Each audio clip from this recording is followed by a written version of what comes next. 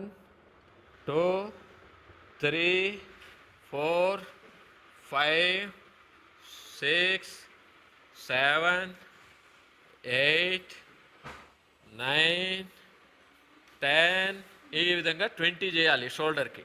Shoulder flexibility మొబిలిటీకి.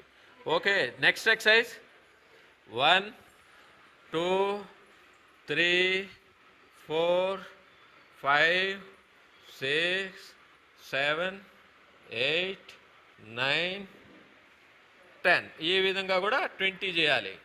20 చేయాలి shoulder ఫ్లెక్సిబిలిటీకి.